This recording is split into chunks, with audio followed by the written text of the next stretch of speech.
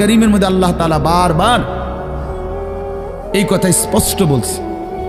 কোরআন শরীফে আছে, মক্কায় মুসলমানরা, কুরাইশরা, মক্কার কুরাইশদের মধ্যে মাঝে মধ্যে বিতর্ক হইত যে কেউ কাবা ঘরে হাজিদেরকে পানি পান করাইতো, কেউ হাজিদেরকে মেহমানদারি করত, কেউ কাবা ঘরের চাবি পাহারা দিত, কেউ কাবা ঘরের সংরক্ষণ করত, কাবা ঘরের ভবন ইত্যাদি প্রস্তুত করত, হাজিদের জন্য তাবু বানাইতো।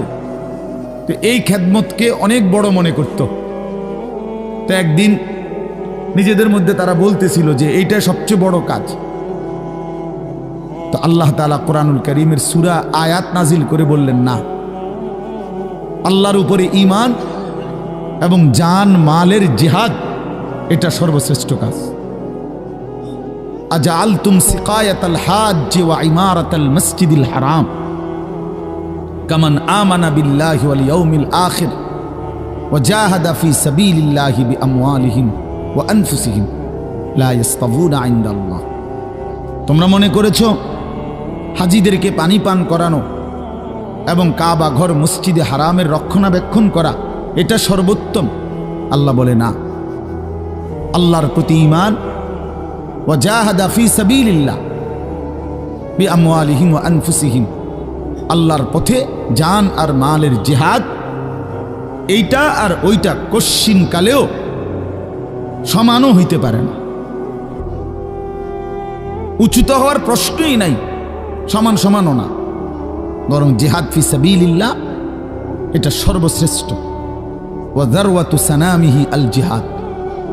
আল্লাহ নবী সাল্লাল্লাহু আলাইহি ওয়াসাল্লাম বলেন, ইসলামের সর্বোচ্চ চূড়া জিহাদ ফি সাবিলিল্লাহ। কি বলেন? সবাই বলেন, ছেলেরা বলো ভাই, এই শব্দটা বলো, জিহাদ ফি সাবিলিল্লাহ। আজ তোমরা ভুলে গেছো। আজ অসংখ্য যুবক ছেলে, কিশোর ছেলে জানেও না এইসব।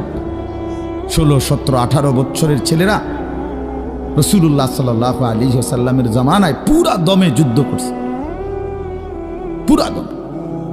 17, 18 বছরের অসংখ্য সাহাবী, 20 বছরের অসংখ্য সাহাবী যুদ্ধের ময়দানে সেনাপতি ছিলেন। উহুদের যুদ্ধে সর্বপ্রথম আল্লাহ নবী সাল্লাল্লাহু আলাইহি ওয়াসাল্লাম উহুদের যুদ্ধের দিন, ইসলামের ইতিহাসের অত্যন্ত ভয়ানক একটা যুদ্ধের নাম হল উহুদের যুদ্ধ, যেখানে 70 জন সাহাবী শাহাদাত বরণ করছিলেন। এই যুদ্ধে সর্বপ্রথম দুশমনের বিরুদ্ধে, কাফেরদের মোকাবেলায় আল্লাহ নবী সাল্লাল্লাহু আলাইহি ওয়াসাল্লাম প্রথম তীর মারার জন্য দুশমনের দিকে যাকে আদেশ করছেন তার বয়স ছিল মাত্র 18 বছর। হযরত সাদ ইবনে আবি ওয়াক্কাস রাদিয়াল্লাহু তাআলা আনহু, নবীজি উনাকেই প্রথম বলছেন দুশমনের দিকে তীর মারো। ইরমি সাদ, সাদ তুমি তীর ছোড়ো। ফিদাকা আবি ওয়া উম্মি, এ নবী জীবনে একবার শুধু বলছে এই 18 বছরের সাহাবী যুবকের জন্য যে আমি মুহাম্মদের মা বাপ তোমার জন্য কুরবান। আর কোনোদিন নবীজি এ কথা বলে নাই। সাহাবীরা নবীকে বলতো, হে আল্লাহর নবী, আমার মা বাপ আপনি রাসূলের জন্য কুরবান হোক, এটা মহব্বতে বলতো। তো নবীজি জীবনে কাউকে বলে নাই এখন, এই একমাত্র এই উহুদের যুদ্ধের দিন 18 বছরের ওই ছেলে, এটা হলো এই টিফো মোবাইল, এটা জিন্দিগি এই মোবাইল লইয়েই শেষ কর, এই ছাগলামি করতে করতেই জীবন শেষ। 24 ঘন্টার জীবনটা তোমরা ছেলেরা বুঝে নিছো মোবাইল। তোমাদের এই ইবলিস শয়তান এমনভাবে বলে দিছে যে পৃথিবীর সব কিছু থেকে আলাদা হইবি, কিন্তু এটার থেকে আলাদা হবি না। আজকে এইভাবে তোমগরে শয়তান মাথার মধ্যে তোমকে বুঝাই দিস যে জীবনটা বাইধা রাখ মোবাইলের উপর। জীবনের আর কোনো পৃথিবীতে কি হয় না হয় কিচ্ছুর দরকার নেই, তুই শুধু মোবাইলের মধ্যে ডুববা থাক। অপদার্থ এক জিন্দিগি ভাইয়া, এক ফালতু জীবন, একটা বর্বর জীবন। মোবাইলের আসক্ত যেই ছেলে মেয়ে, এটা একটা বাজে লোক, ফালতু লোক, ফালতু, 100 ফালতু। একশো ফালতু, একশো ফালতু, একেবারেই আকামলা। এটা এক ধরনের অপদার্থ ছাড়া, যার পৃথিবী নিয়ে, মানবতার কল্যাণ নিয়ে, মানুষের কোনো উপকার নিয়ে, পৃথিবী নিয়ে, আখেরাত নিয়ে জীবনের কোনো স্বপ্ন নাই। শাহওয়াত, শুধু শাহওয়াত, শুধু লজ্জাস্থানের একটা চাহিদা আছে, শাহওয়াত, এইটা পূরণ করে। নারী, ছবি, নাচ, গান, উলঙ্গতা, অশ্লীলতা, বেহায়াপনা, অসভ্যতা, খালাস। এটা মজা পাইলাম, বেড়ি চাইলাম, সারা রাত উলঙ্গ দৃশ্য দেখলাম, জানোয়ারের মতো পড়ে থাকলাম শুইয়া। সকালে 8টা বাজুক 9টা বাজুক, যখন ঘুম ভাঙে ঘুম ভাঙল। ফজরের নামাজ নাই, শরীর অপবিত্র, নাপাক, অসভ্য ছবি দেখতে দেখতে শরীর নাপাক হয়ে গেছে। এই অসভ্যতা, এই জানোয়ার মাতালের মতো পড়ে আছে খাটে। যখন ঘুম ভাঙে ঘুম ভাঙল, উঠলো তো উঠলো, নাস্তা খাইলো, আবার ছুটলো, আবার মোবাইল। আহাত, শরীরের পবিত্রতার খবর নাই, আখলাকের খবর নাই, নামাজেরও খবর।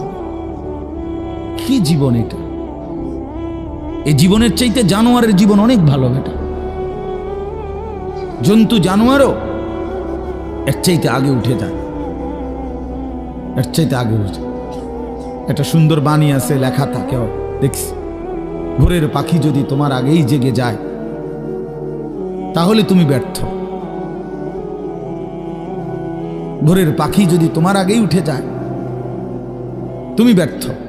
তোমার আগে উঠবে কেন? তুমি মানুষ, আশরাফুল মাখলুকাত, আল্লাহর সর্বশ্রেষ্ঠ সৃষ্টি, তুমিই তো আগে উঠবার কথা। তোমরা এই কি জীবন বাছাই করে নিছো ছেলেরা? তোমরাই বলতে পারো বাবা।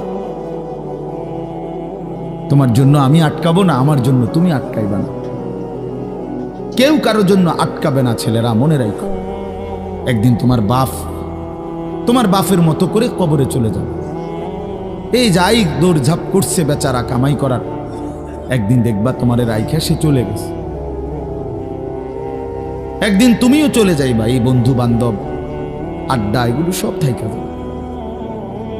দুনিয়ার জায়গায় থাকবে। তুমি মরবা যেদিন, আমি মরবো যেদিন, সেদিনও সূর্য উঠবে, চাঁদ উঠবে, পৃথিবীর এই ব্যস্ততা থাকবে, মানুষের দৌড়ঝাঁপ থাকবে, দোকানপাট সব খুলবে, বাজার ব্যবসা চলবে, শুধু আমি নাই।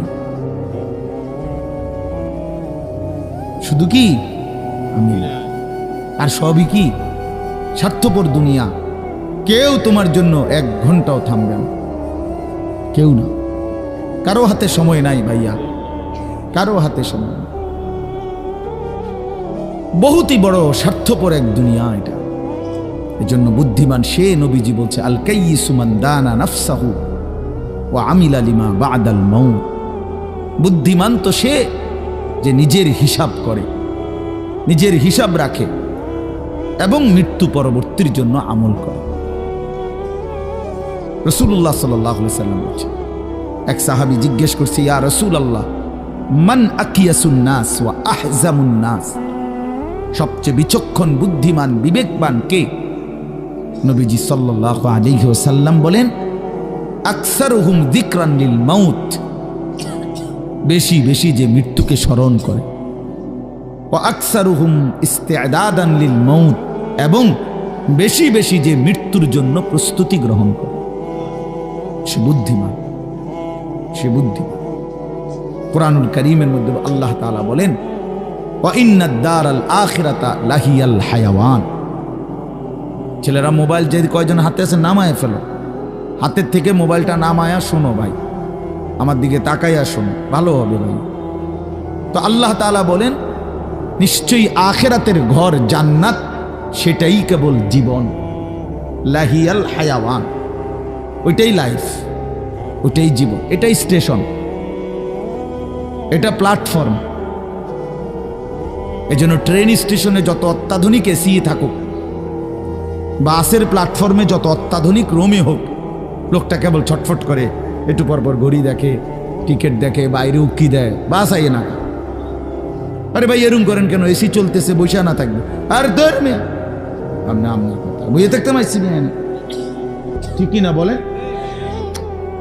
অথচ কোনো সমস্যা নাই, এতটা অত্যাধুনিক রুম এখানে, তারা নাস্তা টাস্তা দিয়েছে, কিন্তু হের কেবল গরিসা, সে কেবল টিকিট চায়, সে কেবল জিগা কি ভাই আইলুনি ট্রেন আসছে না, কারণ এটা যে প্ল্যাটফর্ম, সে এখানে বসতে আসে নাই।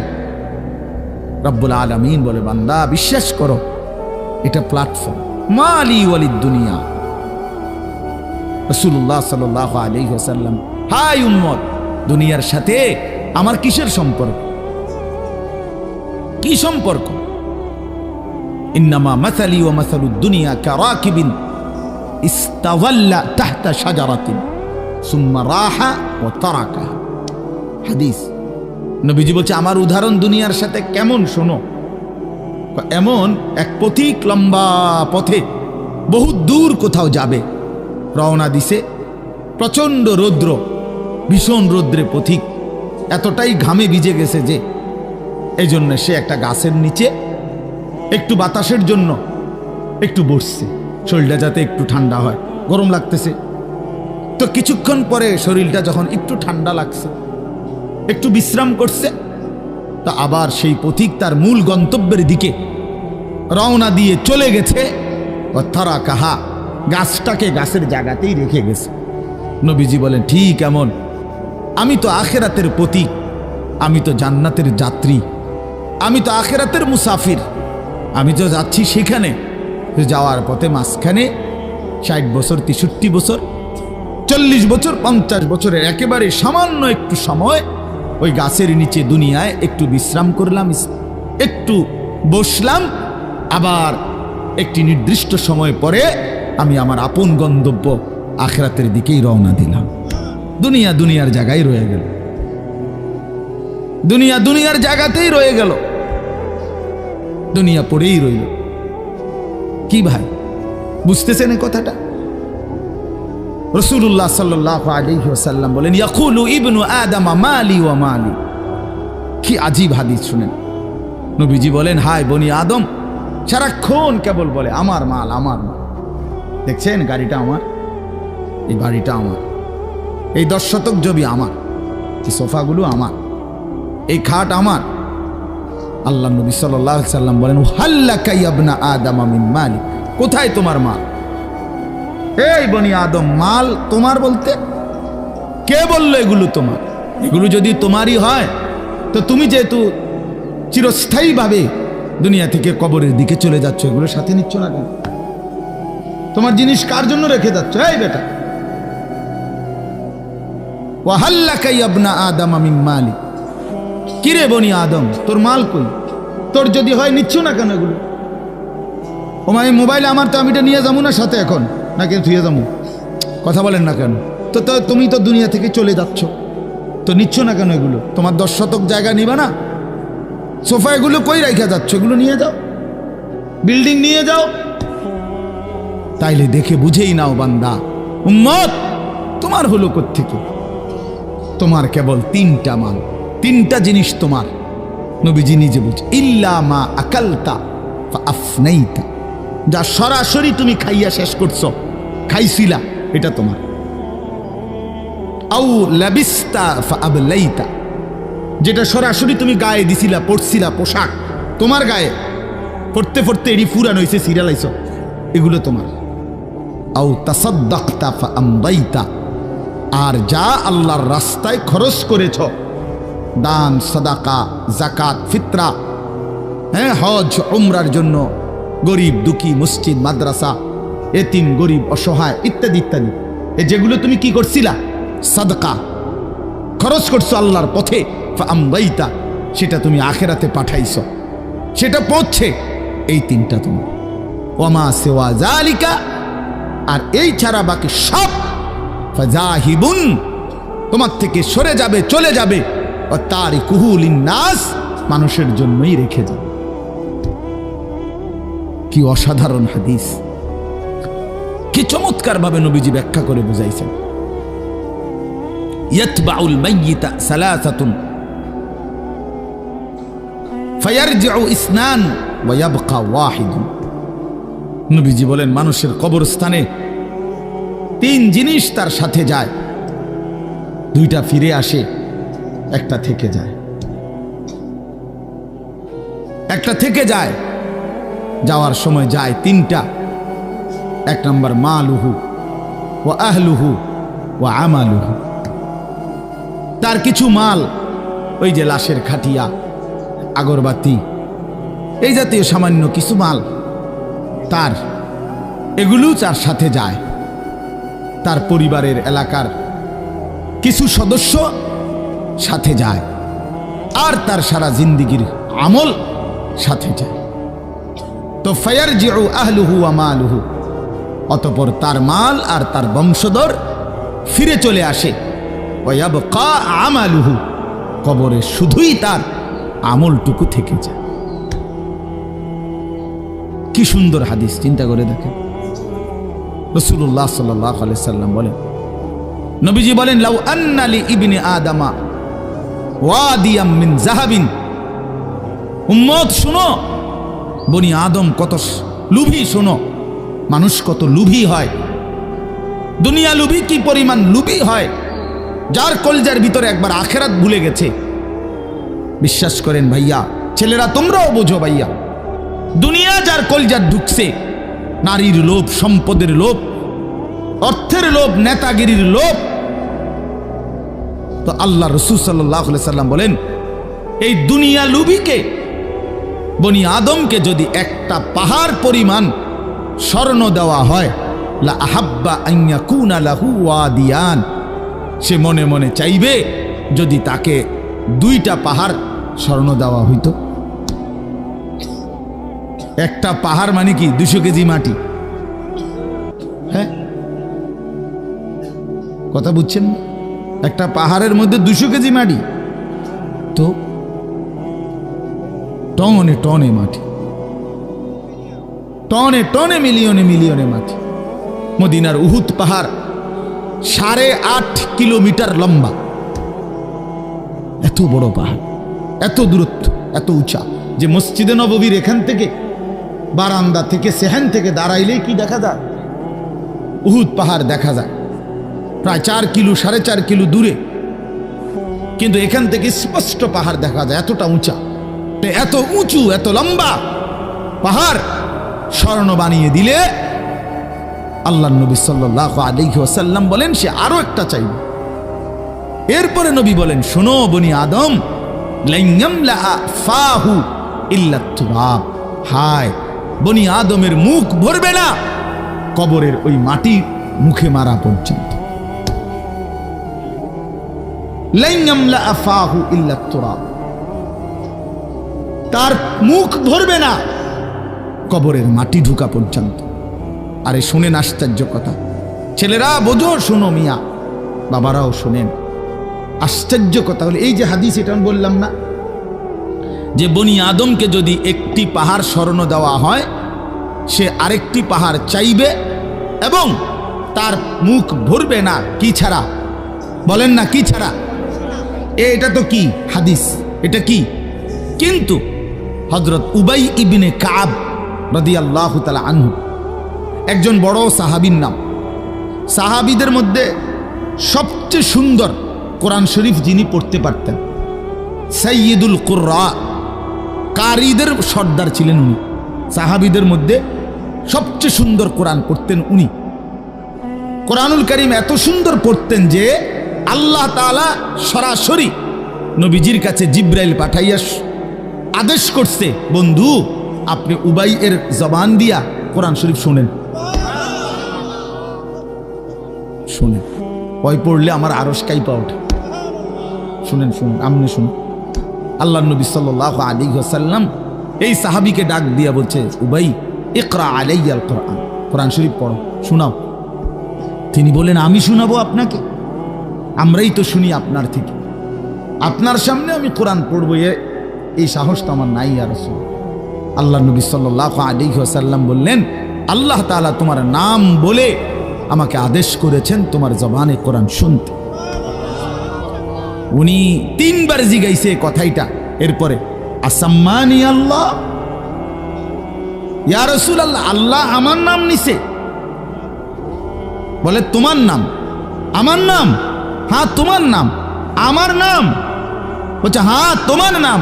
ফাবাকা, তিনি প্রচণ্ডভাবে কাঁদতে শুরু করছে আর বলছে, হায় নবী, এক গোলামের এর চাইতে বড় সৌভাগ্য আর কি হইতে পারে যে তার মনিব তার নাম নিয়েছে,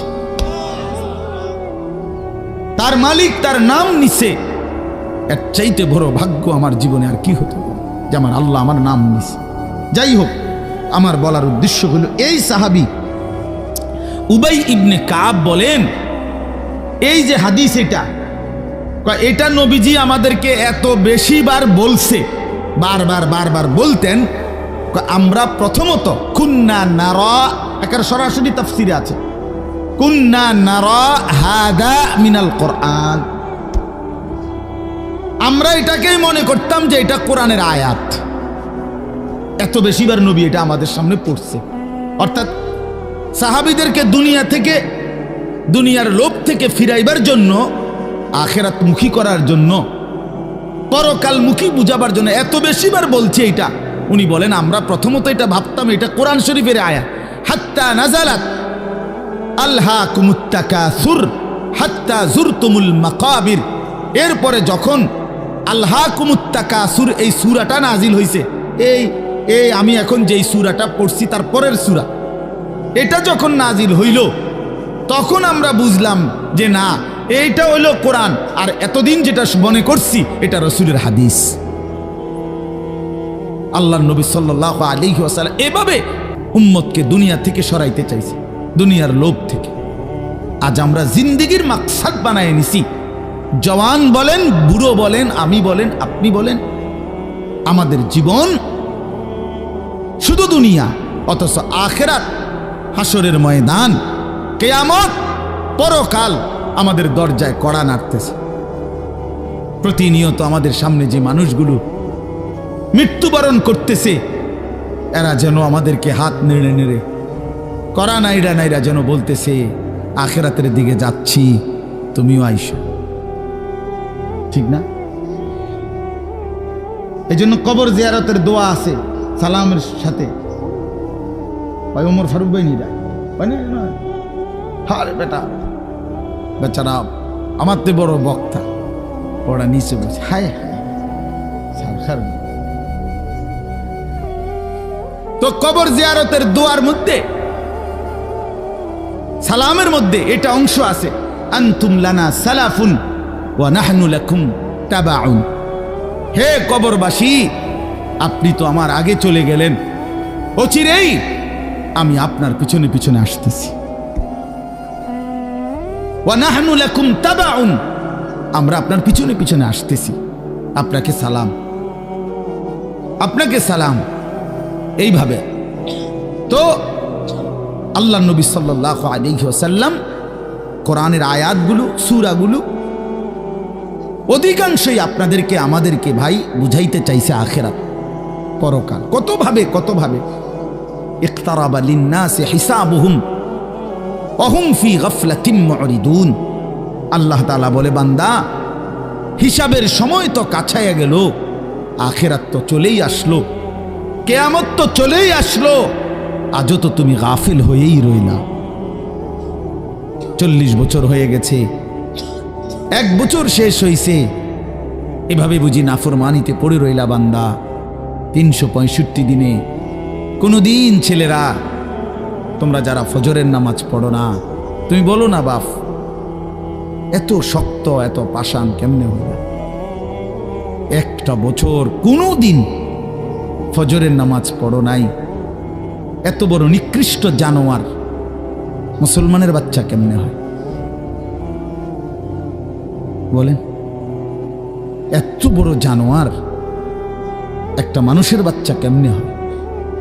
এটা কি পরিমাণ হাইওয়ান, এটা কত বড় হাইওয়ান, এটা কত বড় জন্তু, কত বড় পশু। 1 বছর 365 দিনে এই হাইওয়ান কোনোদিন ফজরের নামাজ পড়ে না। শুধু 1 বছর, খবর নিলে দেখবেন 10 বছর, খবর নিলে দেখবেন 5 বছর। জানোয়ারের মতো, ইহুদির মতো, খ্রিস্টানের মতো চুল রাইখা তৃপ্তিবোধ করে। এর চাইতে অসভ্যতা, এর চাইতে নিকৃষ্ট রুচি, এত বিকৃত মানসিকতা কোন জন্তু জানোয়ারেরও হয় না বেটা, জন্তু জানোয়ারের। তোমরা যে সমস্ত ছেলের চুল ইহুদির মতো, খ্রিস্টানের মতো, বেঈমানের মতো বেটা, তুমি একদম নিম্ন রুচির মানুষ, একেবারে ফসা মানুষ বেটা, তুই বেটা ফালতু লোক বেটা, তুই বেটা তোর কোনো রুচি বলতে কিছু নাই বেটা, তোর কোনো রুচিবোধ নাই বেটা। কার মতো মুসলমানের বাচ্চা হইয়া মুসলমানের ঘরে জন্ম নিয়া বেটা আল্লাহর আজান শুনলি, ডান কানে বাম কানে তোরে আজান দিছে, এক পবিত্র মা তোরে 2টা বছর দুধ পান করাইছে বেটা, কোন শরমে বেটা তুই ওই বেঈমানদের মতো চুল কাটলি বেটা? ওদের কোনো জাতপাত আছে বেটা? ওদের কোনো ইজ্জত আছে না সম্মান আছে? আল্লাহ তাআলা কোরআনুল কারীমে বলছে ইন্নামাল মুশরিকুনা নাজাস, কোরআনের আয়াত কিনা? আল্লাহ বলছে সমস্ত মুশরিক নাপাক, নাজাসুন নাজাস, সমস্ত ইহুদি নাপাক, সমস্ত খ্রিস্টান নাপাক, সমস্ত হিন্দু নাপাক, সমস্ত বৌদ্ধ নাপাক, সমস্ত নাস্তিক নাপাক, সমস্ত মুরতাদ নাপাক, সমস্ত বেঈমান নাপাক।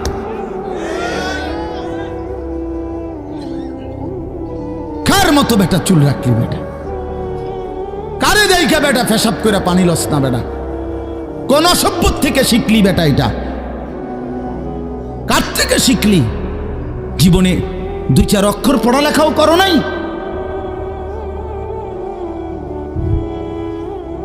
2-4 শব্দ পড়ো নাই তোমরা ছেলেরা? মানুষ এত অভদ্র অপবিত্র হয় কেন? কোরআনুল কারীমের মধ্যে আছে, আল্লাহ তাআলা বলে বান্দা, কি আজীব কথা, কোরআন শরীফে আছে বান্দা কোনোভাবেই যদি পানি নাই, ঠিক আছে, ফাইন লাম তাজিদু মাআন ফাতায়াম্মামু সাঈদান তাইয়্যিবা, তাহলে মাটি দিয়ে, পবিত্র মাটি দিয়ে তায়াম্মুম করো, তবুও নিজেকে পবিত্র বানাও। যদি বলি আল্লাহ পানি নাই, ঠিক আছে, তো মাটি দিয়ে হলেও পবিত্র হইতে হবে, এত তাড়াহুড়া কা? পানি আইও, পানি পাইয়া লই, এরকম শুরু করলেন? কোরআন শরীফের সরাসরি আয়াত। আল্লাহ তাআলা বলে জানো, ওয়ালাকিন ইউরিদু লিইউতাহহিরাকুম, আল্লাহ বলেন আমি না আমার ইমানদার বান্দাকে সারাক্ষণ পবিত্রই দেখতে চাই। দোস্ত আমার, এটা কোরআন শরীফের আয়াত। ওয়ালাকিন ইউরিদু লিইউতাহহিরাকুম, আমি আমার বান্দাকে পবিত্র, মুমিন আমার সে, ও অন্য কেউ না, ও আমার ইমানদার বান্দা। তো ইয়া আইয়ুহাল্লাযীনা আমানু ইযা কুমতুম ইলাস সালাতি ফাগসিলু ওয়ুজুহাকুম, এই আয়াতের মধ্যে, এটা এই আয়াতের অন্তর্ভুক্ত অংশ এটা। ওয়ালাকিন ইউরিদু লিইউতাহহিরাকুম, ইমানদার পানি নাই, ঠিক আছে, তায়াম্মুম করো মাটি দিয়ে। কেন এমন তাড়াহুড়া? আল্লাহ তাআলা বলে আমি যে তোমাকে পবিত্র দেখতে চাই, আমি কে তোমাকে পবিত্র। ফীহি রিজালুন ইউহিব্বুনা আন ইয়াতাতাহহারু আল্লাহু ইউহিব্বুল মুত্তাহহিরিন। কোরআন শরীফের আয়াত আছে, আল্লাহ বলে বন্ধু আপনার কিছু সাহাবীকে আমি দেখছি, আল্লাহ প্রশংসা করতেছে। মদিনার কুবা একটা এলাকা, যেখানে নবীজি মদিনার মক্কা থেকে হিজরত করে এসে প্রথম ঢুকছিলেন। এই হিজরত করে আইসা প্রথম যেখানে ঢুকছেন, এই জায়গাটার নাম হলো কুবা নগরী। কুবা, কি নাম? এই কুবা। এই এলাকার যারা সাহাবী ছিল, ওনাদের একটা অভ্যাস ছিল, ওনারা ওই সময় পানির তীব্র সংকট ছিল, পানি কম ছিল আর কি। তো তীব্র পানির সংকট থাকার পরেও ওনারা খাবারের পানি, রান্নার পানি, মানে ভাত তরকারি রান্নার যে পানি আর খাবারের পানি কম খাইতো, কম ব্যবহার করত। এখান থেকে পানি বাঁচাইয়া পেশাব পায়খানার পবিত্রতার জন্য যে পানি দরকার, ওইখানে তারা পর্যাপ্ত পরিমাণ পানি ব্যবহার করত, যেন পবিত্রতার মধ্যে কোনো কমতি না হয়। আল্লাহর কসম, এই কথাইটা, তাদের এই আখলাক আচরণটা আল্লাহ এত পছন্দ করছে, কোরআন শরীফের আয়াত নাজিল করে ডাইরেক্ট তাদের প্রশংসায়। আল্লাহ বলছে ফীহি রিজালুন, আপনার সাহাবীদের মধ্যে কিছু লোক এমন আছে আমি দেখতেছি ইউহিব্বুনা আন ইয়াতাতাহহারু, যারা ভালোভাবে পবিত্রতা অর্জন করাটাকে খুব পছন্দ করে। ওয়াল্লাহু ইউহিব্বুল মুত্তাহহিরিন, নবী শুনায়ে দেন এমন পবিত্রতা অর্জনকারীদেরকে আমি আল্লাহও ভীষণ ভালোবাসি।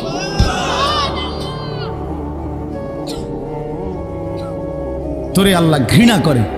যুবক, তোদের যাদের প্যান্টে পেশাব, তোরা যারা টয়লেট পেপার ব্যবহার করো না, তুই নিকৃষ্ট রুচির মানুষ বেটা, ফালতু বেটা, ফালতু বেটা। চুল কেবল চুলের পিছনের দিকে ফিরাস বেটা, হাইতে মানে এটা কেমন লাগে?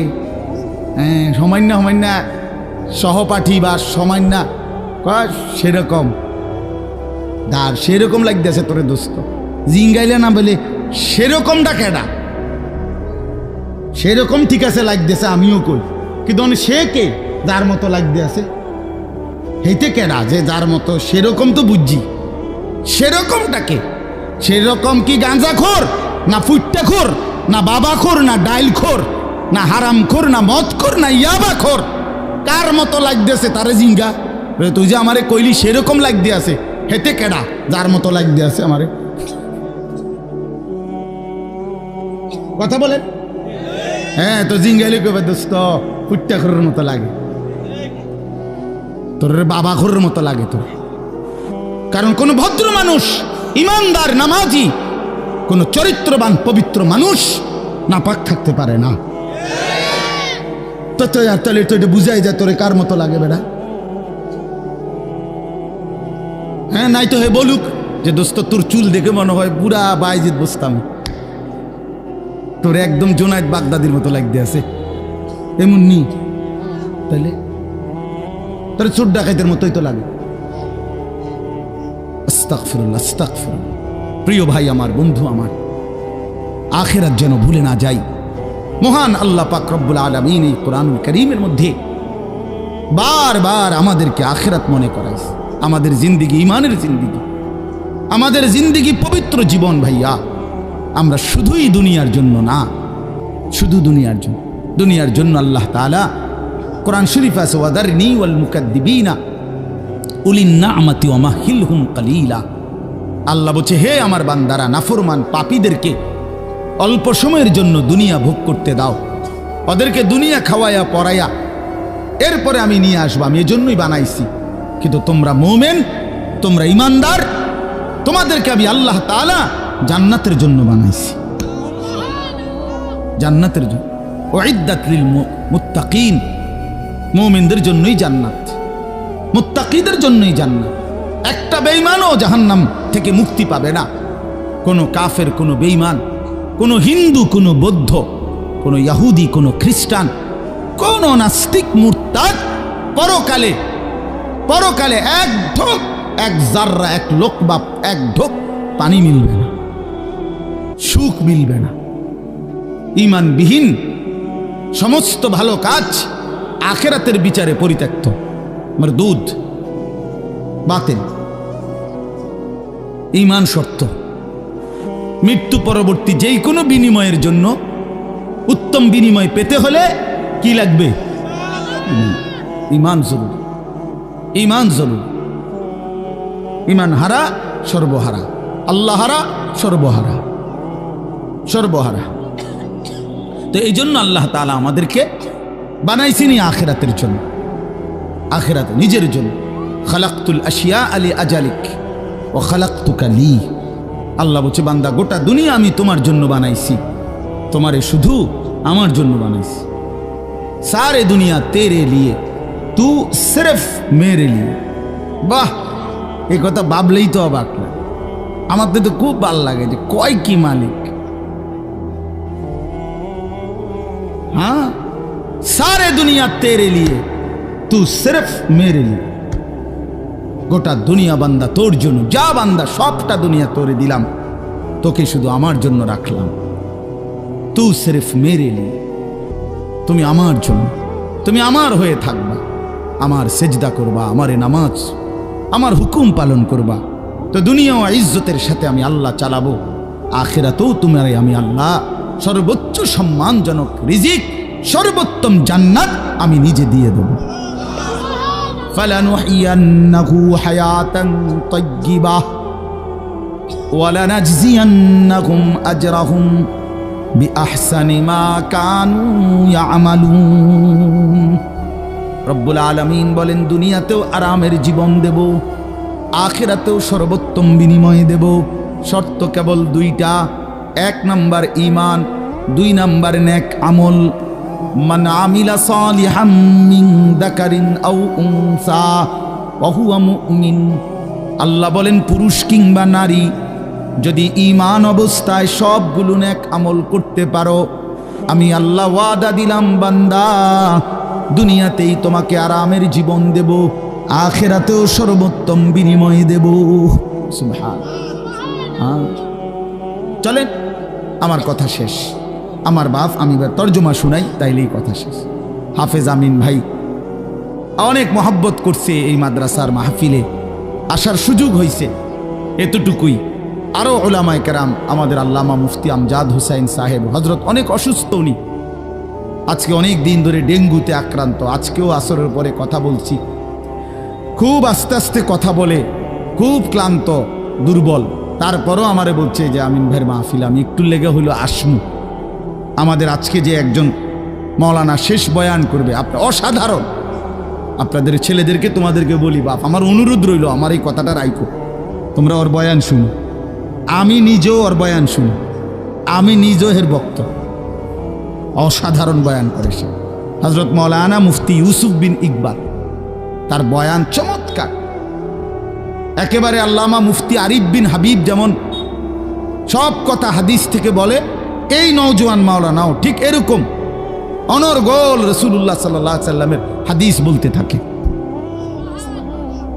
হ্যাঁ, এজন্য সবাই ইনশাআল্লাহ এই মাওলানার বয়ান শুনবার চেষ্টা করবেন। তো তরজমাটা শুনেন।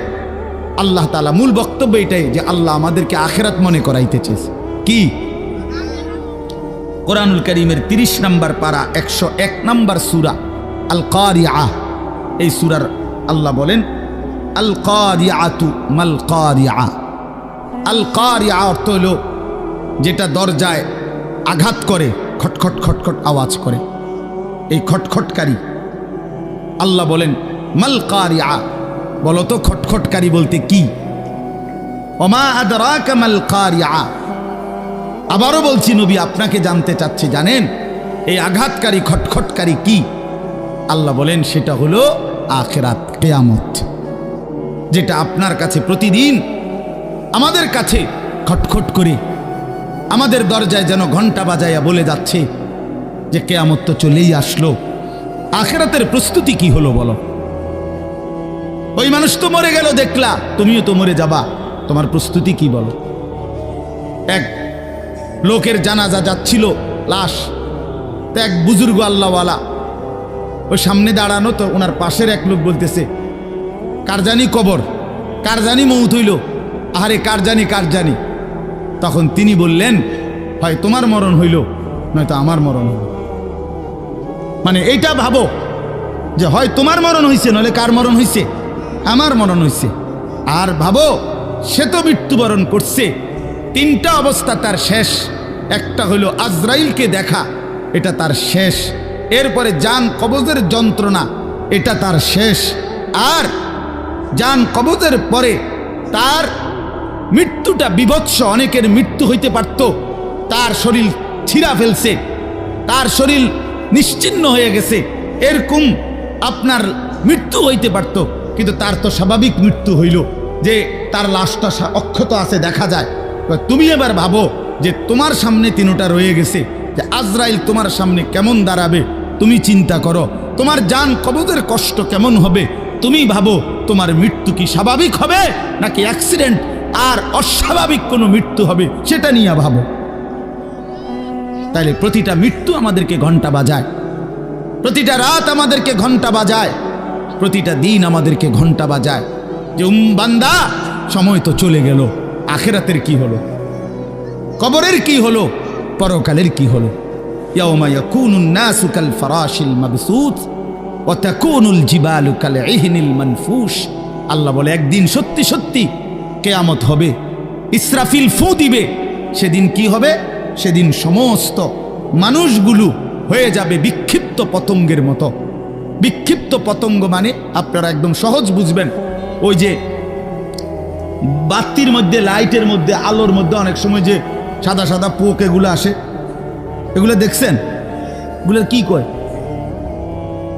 উলু উলু, এই যে আর একটু বড় বড় সাদা সাদা, হ্যাঁ, এই উলু উলু, এই উলু পোকা।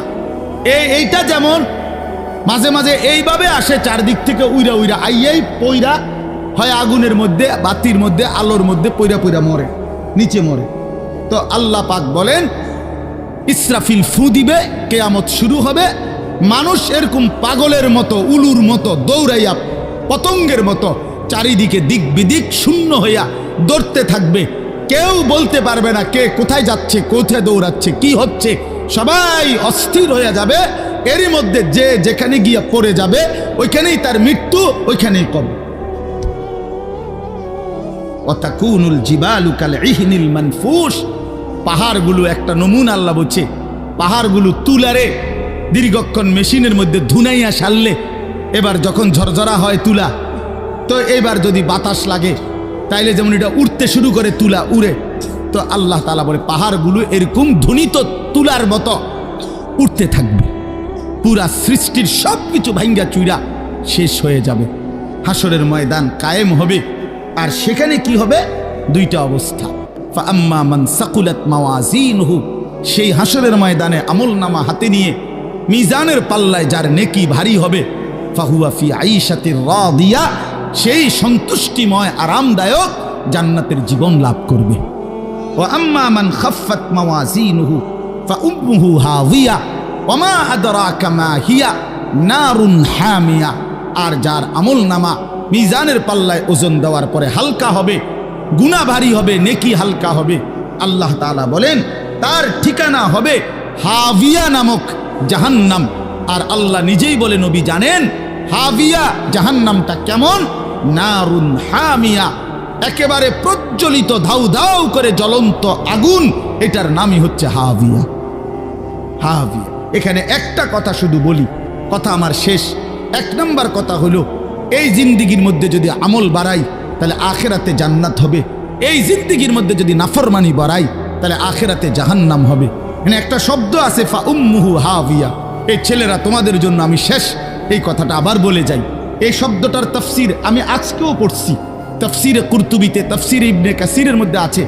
আল্লাহ তাআলা বলছেন ফাউম্মুহু হাবিয়া, নাফরমান পাপীকে হাসরের ময়দানে, এই উম্মুহুর শব্দের অর্থ হলো উম্মু রাসিহি, অর্থাৎ তার মাথার সামনে যে চুল, এই চুল ধরে দাঁড়ানো মানুষটাকে বেইজ্জতি করে নিচে নামাইয়া এরপরে লাথি দিয়া জাহান্নামে ফেলবে।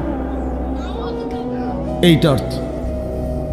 অতএব এই লম্বা চুল, এই বিকৃত চুল ছাড়ো, ছাড়ো, নাই তো জাহান্নামের ফেরেশতা টান দিয়া ধইরা তোরে দাঁড়ানোর থেকে নিচে ফেলাইয়া একটা লাথি দিয়া জাহান্নামে ফেলে দেবে। তখন বুঝবা, তখন বুঝবা। এই জন্য আমি অনুরোধ করলাম, রাগ হইও না, আমি শক্তই বললাম, মনে করো তোমরা এই স্বাভাবিক চুল রাখো, স্বাভাবিক, চারদিকে সমান চুল রাখো। এটা কোনোভাবে, এটা অসভ্যতা, এটা ফ্যাশন না, এটা জাহান্নামীদের চিহ্ন ভাইয়া, এটা দাজ্জালের চিহ্ন। দয়া করে আমার এই কথা ফিরাই দিও না, ফিরাই দিও না যুবক। নিয়ত করো ইনশাআল্লাহ। ছেলেরা, ছেলেরা নিয়ত করো, বলো যুবক ইনশাআল্লাহ, পাক্কা নিয়ত করো ইনশাআল্লাহ। তোমাদের যুবক আগামী দিনের জন্য, ইসলামের জন্য রেডি হইতে হবে। তোমরা নামাজ পড়তেই হবে বাবা। আল্লাহকে রাজি না করলে আমার মাতৃভূমিও নিরাপদ থাকবে না। ফিলিস্তিন বহুদিন যাবৎ রক্তাক্ত, রোহিঙ্গা বহুদিন যাবৎ আরাকান রক্তাক্ত, কাশ্মীর বহুদিন যাবৎ রক্তাক্ত। আজ আমার মাতৃভূমিও শহীদ সাইফুল ইসলামের রক্তে রঞ্জিত। এ কথা বেঈমান প্রমাণ করে দিছে ইসকনের গুন্ডারা, সন্ত্রাসীরা, এই বেঈমানরা প্রমাণ করে দিছে যে মুসলমান সুযোগ পাইলে তোদের কাউরে ছাড়ব না। কি হুজুর, কি পাবলিক, কেউরে ছাড়ব না। হ্যাঁ, বইয়া বইয়া মোবাইল টিপো, টিপো, বইয়া বইয়া নারী দেখো। একদিন যখন বেঈমান গর্দানে ছুরি রাখবে, সেদিন বুঝবা আল্লাহ কি জিনিস। আল্লাহ কি জিনিস। এজন্য মরলে যদি ঈমানের সাথে মরতে পারি, সেজদা দিয়ে মরতে পারি, আল্লাহর গোলামি করে মরতে পারি, তো এই জীবন যদি চলেও যায়, রক্তে যদি জমিন ভেসেও যায়, কোনো অসুবিধা নেই। ঠিক কিনা বলেন না কেন? মরণ যখন শহীদে মরণ, খালাস, কোনো সমস্যা নাই। ঈমানের মৃত্যু ব্যর্থ না, শহীদের মৃত্যু ব্যর্থ না। কিন্তু যদি নাফরমানির মৃত্যু হয়, যদি বেনামাজি মৃত্যু হয়, যদি শরীর নাপাক, প্যান্ট নাপাক, নারী দেখতে দেখতে, উলঙ্গ ছবি দেখতে দেখতে, তো এই অবস্থায় যদি তোর মরণ হয় বেটা, কি হবে তোমার? কি হবে বাবা? এজন্য দয়া করে আখিরাতের জন্য প্রস্তুতি নাও, পরকালের সামান বানাও, নিজের আখিরাত সুন্দর করো।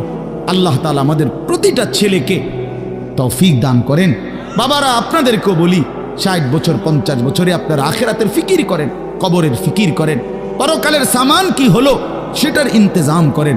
খাট পালং, সোফা, ফার্নিচার, এগুলো যেদূর হইছে হইছে, আমনে শেষ না করলেও এটি ফুলাইনে পরে করব, নাতি নাতনিরা আরো বানাইব, এটি শেষ হইতো না। পৃথিবীতে আমনে মরার পরও গাছ থাকবো। আমনে মইরা যান, কোনো অসুবিধা নাই, আমনে মইরা দেখবেন গাছ মরছে না সব। পৃথিবীতে আমনে মরার পরেও দুনিয়া থাকবে, কাজে দুনিয়া ওরা বাকিরা করবে, আপনি এবার কবরের সামান করেন। আল্লাহ আমাদের বাবাদেরকে, চাচাদেরকে, বয়স্কদেরকেও আখিরাতের কবরের পুঁজি সংগ্রহ করার তৌফিক দান করেন। মা বোনদেরকে পর্দার ইজ্জতের কদর বুঝার তৌফিক দান করেন। তোমরা ছেলেদেরকে আল্লাহ তাআলা আগামী দিনের ইসলামের জন্য কবুল করে নেন। বলেন আমিন।